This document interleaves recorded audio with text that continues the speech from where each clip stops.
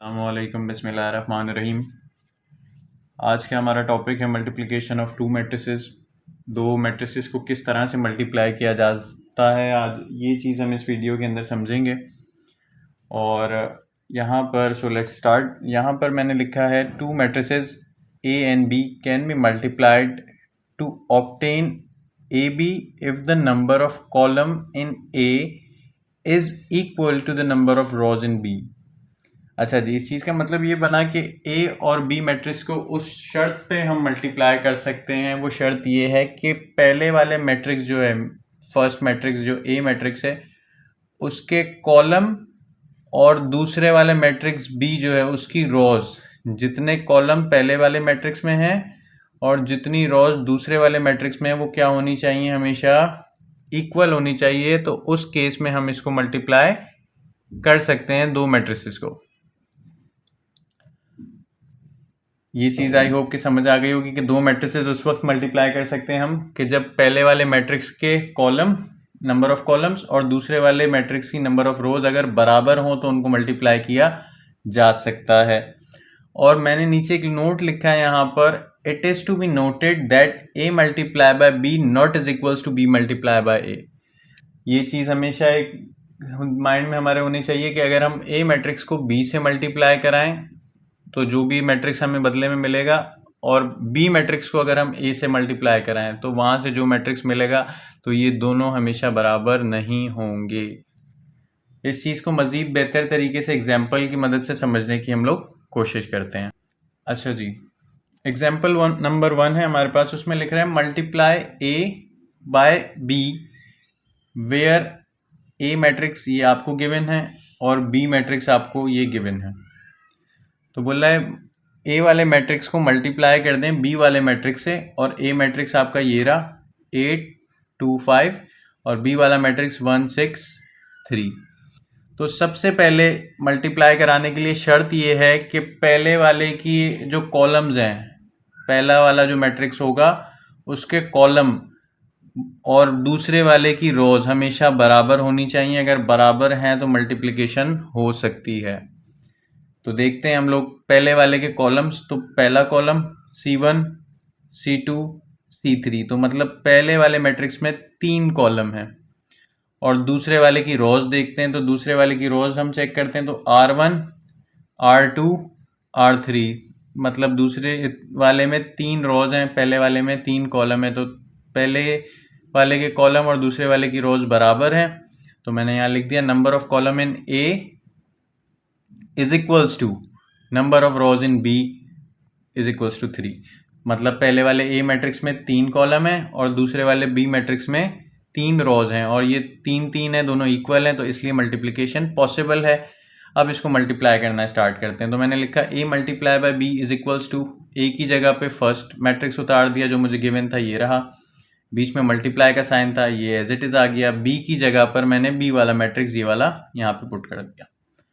अच्छा, अब मल्टीप्लिकेशन किस तरीके से करनी है ये चीज़ को समझने की कोशिश कीजिएगा। पहली रॉ, ये पूरी रॉ इस पूरे कॉलम से मल्टीप्लाई होगी।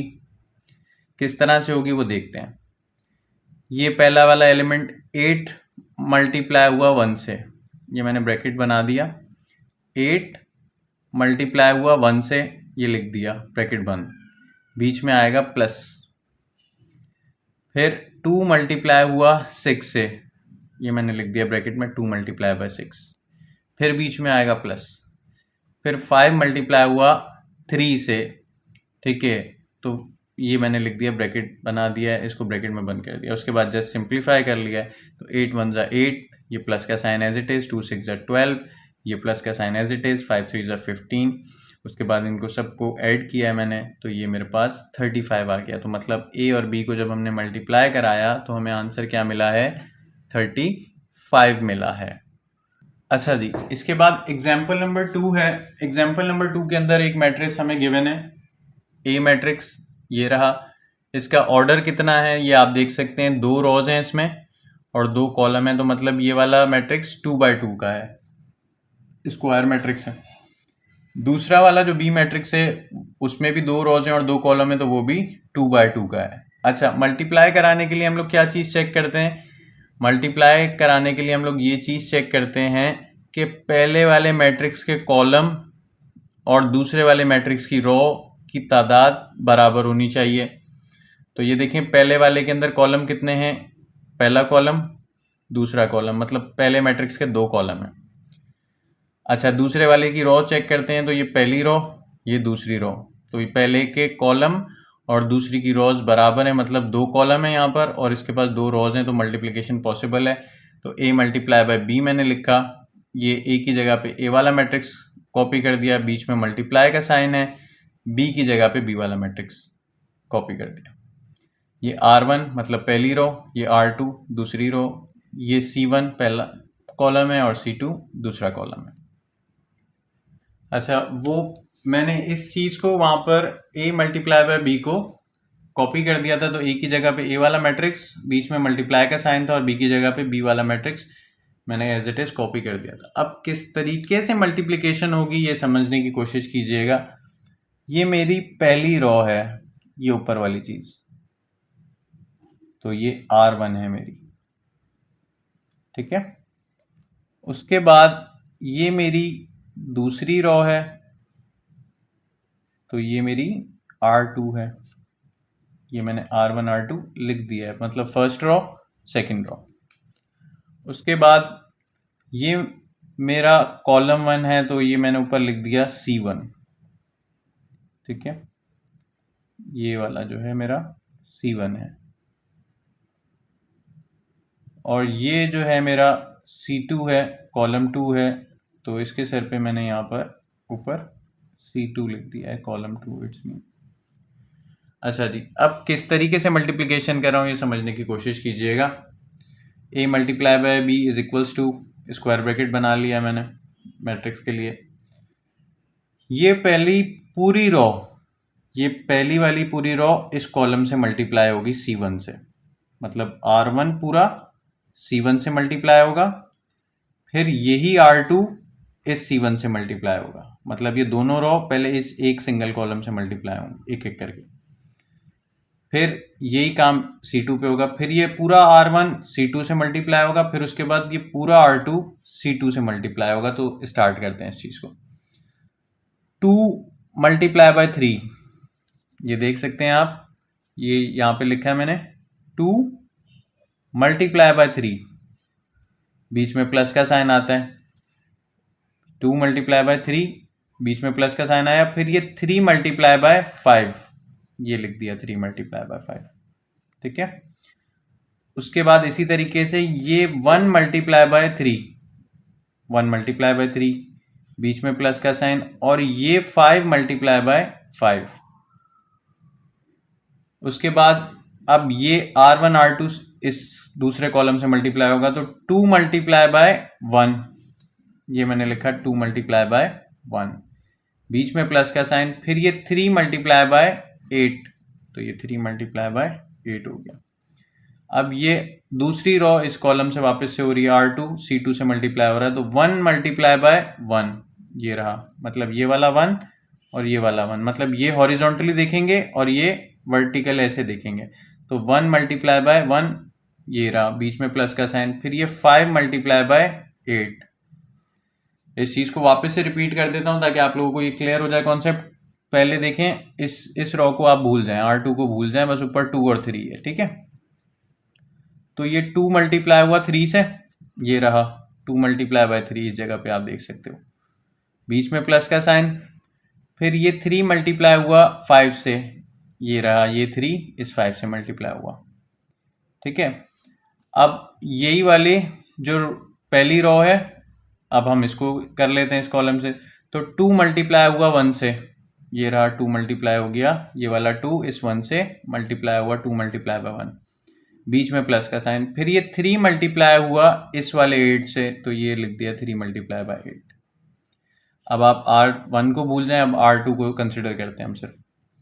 ये देखें जी, ये पहला जो है 1 मल्टीप्लाई हुआ 3 से, ये वाला 1 इस 3 से मल्टीप्लाई हुआ, तो मैंने लिख दिया 1 मल्टीप्लाई बाय 3, बीच में प्लस का साइन, फिर ये 5 मल्टीप्लाई हुआ इस 5 से, ये रहा, फिर इसी तरीके से ये 1 मल्टीप्लाई हुआ इस 1 से, तो ये लिख दिया, बीच में प्लस का साइन, फिर ये 5 मल्टीप्लाई हुआ इस 8 से। तो आई होप कि ये कॉन्सेप्ट समझ आ गया होगा। मतलब ये एक रॉ हॉरिजॉन्टल और ये कॉलम वर्टिकल यूं मल्टीप्लाई होंगे, पहला एलिमेंट इसका इससे, दूसरा इससे, फिर इसी तरह पहला इससे और दूसरा इससे, ये रहा। फिर ये 1 इस 3 से, बीच में प्लस था, 5 से, फिर ये 1 इस 1 से, बीच में प्लस था, फिर 5 8 से। इसके बाद इसको मैंने सिंप्लीफाई कर लिया तो 2 3 ज़ा 6 प्लस 3 5 ज़ा 15 और 2 1 ज़ा 2, बीच में प्लस, 3 8 ज़ा 24, 1 3 ज़ा 3, बीच में प्लस, 5 5 ज़ा 25, 1 1 ज़ा 1, बीच में प्लस, और 5 8 ज़ा 40। इसको जस्ट ऐड किया मैंने तो 6 और 15 को जब ऐड किया तो 21, 2 + 24 बन गया 26, 3 + 25 हो गया 28 और 1 + 40 हो गया 41। तो ये हमारा आंसर आ गया है। इस चीज़ के ऊपर हम एक और नेक्स्ट एग्जांपल देखेंगे। एग्जांपल नंबर 3 है हमारे पास। उसके अंदर दो मैट्रिसेस गिवन है, एक मैट्रिक्स ए है और दूसरा मैट्रिक्स बी है। तो मल्टीप्लिकेशन कराने के लिए सबसे पहले हम ये चीज़ देखते हैं कि पहले वाले मैट्रिक्स के कॉलम और दूसरे वाले मैट्रिक्स की रो की तादाद बराबर होनी चाहिए। तो अगर देखें, ये अगर मैं आपसे पूछूं तो ये देखें, पहले मैट्रिक्स के अंदर हम देख सकते हैं कि कॉलम कितने हैं, 3 कॉलम है। First column, second column, third column, मतलब 3 कॉलम इसके हो गए। दूसरे वाले में रोज चेक करते हैं तो दूसरे वाले की रोज देखें, पहली रो, दूसरी रो, तीसरी रो, तो मतलब इसके पास 3 कॉलम है और इसके पास 3 रोज हैं, दोनों बराबर हैं, तो मल्टीप्लिकेशन हो सकती है। अब b मल्टीप्लाई बाय a कर रहे हैं हम, b मल्टीप्लाई बाय a कर रहे हैं। तो ये देखिए, मैंने b वाला मैट्रिक्स यहाँ पे लिख दिया और जो है a वाला मैट्रिक्स यहाँ पे एज इट इज कॉपी कर दिया है। अच्छा, b मल्टीप्लाई a कर दिया। एक चीज़ आपको ये बताता चलूँ कि इससे कोई फर्क नहीं पड़ता। आप देखें, पहला मैट्रिक्स हमारा b बन गया, क्योंकि पहला मैट्रिक्स तो b मल्टीप्लाई बाय a है, तो पहला मैट्रिक्स b हो गया और ये दूसरा मैट्रिक्स हो गया। तो आप यहाँ पर वो चीज़ चेक कर सकते हैं। पहले मैट्रिक्स के हमेशा हम नंबर ऑफ कॉलम्स देखते हैं। तो आपसे यहाँ पे पूछूं तो कितने कॉलम्स हैं पहले मैट्रिक्स के अंदर, b वाला मैट्रिक्स पहला है हमारा, तो आप बोलेंगे 2 कॉलम है, C1 C2। और दूसरे वाले मैट्रिक्स की रो की तादाद चेक करते हैं तो इसमें देखें R1 R2, तो number of column number of rose equal है, तो मल्टीप्लिकेशन पॉसिबल है। ठीक है, अब किस तरीके से पॉसिबल, ये चीज़ मैंने यहाँ लिख दी है, number of column in A is equal to number of rows in B, वो भी यही चीज़ है। अगर उस तरह से आप देखें A और B को कंपेयर करके तो 3 है। ठीक है जी। अच्छा, इसकी मल्टीप्लिकेशन हम लोग जब करते हैं तो ये देखें, मैंने आपको किस तरह बताया है, मैंने आपको ये बताया है कि ये पहली रो, ये फर्स्ट रो R1 पहले इससे मल्टीप्लाई होगी C1 से, फिर यही पहली रो दूसरे कॉलम से मल्टीप्लाई होगी, फिर यही पहली रो तीसरे कॉलम से मल्टीप्लाई होगी। अभी इन 2 कॉलम्स को तो आप भूल जाएं, सिर्फ इस चीज़ को हम समझ रहे हैं। ठीक है, ये R1 इन C1 C2 C3 से कैसे मल्टीप्लाई हो रही है। तो सबसे पहले हमारा 5 मल्टीप्लाई हुआ 2 से, ये रहा। इन नीचे वाली चीज़ को ना देखिएगा अभी आप, ठीक है। 5 मल्टीप्लाई हुआ 2 से, 5 मल्टीप्लाई बाय 2, बीच में प्लस का साइन, फिर ये 6 मल्टीप्लाई हुआ 1 से, ये पहली रो पहले कॉलम से हो गई ये रही। फिर ये 5 मल्टीप्लाई हुआ 3 से, बीच में प्लस का साइन, और ये 6 मल्टीप्लाई हुआ 2 से, ये रहा। फिर ये 5 मल्टीप्लाई हुआ 4 से, बीच में प्लस का साइन, 6 मल्टीप्लाई हुआ 5 से। अब इस तरह से इसकी बारी R2 की, ये R2 इन तीनों कॉलम से होगी। 7 मल्टीप्लाई हुआ 2 से, बीच में प्लस का साइन, 8 मल्टीप्लाई हुआ 1 से। फिर ये 7 मल्टीप्लाई हुआ 3 से, बीच में प्लस का साइन, 8 मल्टीप्लाई हुआ 2 से। फिर ये 7 मल्टीप्लाई हुआ 4 से, बीच में प्लस का साइन, और ये 8 मल्टीप्लाई हुआ 5 से। अब इस तरह R3, 2 मल्टीप्लाई हुआ 2 से, बीच में प्लस का साइन, और ये 3 मल्टीप्लाई हुआ 1 से। ये 2 मल्टीप्लाई हुआ 3 से, बीच में प्लस का साइन, 3 मल्टीप्लाई हुआ 2 से।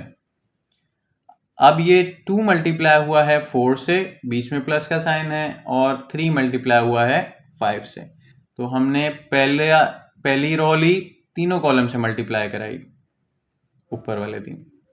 फिर दूसरी रो ली, उसको भी तीनों कॉलम से मल्टीप्लाई कराया, ये रहे।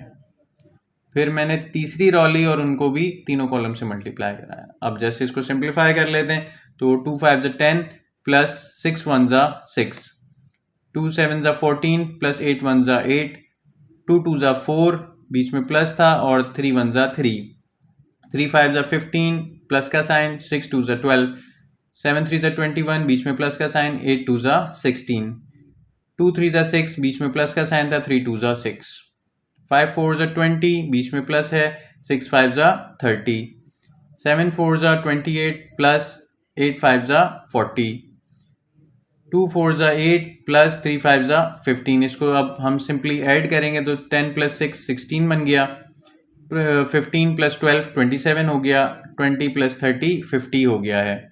उसके बाद 14 प्लस 8 22 हो गया, 21 प्लस 16 37 हो गया, 28 प्लस 40 68, 4 प्लस 3 7, 6 प्लस 6 12, 8 प्लस 15 23। तो इस तरीके से हमारे पास ये हमारा आंसर आ गया है b मल्टीप्लाई बाय a का। आई होप कि आपको ये तमाम चीज़ें समझ आई होंगी। अगर फिर भी किसी चीज़ के अंदर कोई कन्फ्यूजन होती है तो आप कमेंट सेक्शन के अंदर पूछ सकते हैं। वीडियो अगर अच्छी लगी हो तो प्लीज़ वीडियो को लाइक और चैनल को सब्सक्राइब कर दें। Thank you so much. अल्लाह हाफिज़।